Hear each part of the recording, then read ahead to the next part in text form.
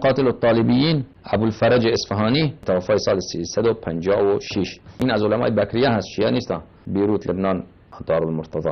اینا میگن که ما بدون دلیل میگیم که عثمان به اسم عثمان بن مظعون بوده. ببینید این صفحه 59 زندگی نامه جناب عثمان ابن علی ابن ابی طالب فرزند امیرالمومنین علیه السلام که اسمش عثمان بوده و امه ام البنین، مادر ایشان ام البنین سلام الله علیها هستند. صلوات حدیث پیشگاه ام البنین علیه سلام الله علیها. اللهم صل علی محمد و آل محمد و عجل فرجهم. و عثمان ابن علی الذي روی عن علی علیه السلام انه قال انما سمیته باسم اخی عثمان بن مظعون.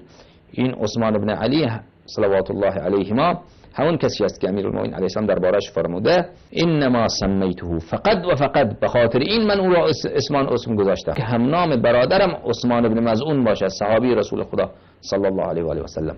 پس ثابت شد که این به نام عثمان ابن عفان نبوده، به نام عثمان ابن مظعون بوده.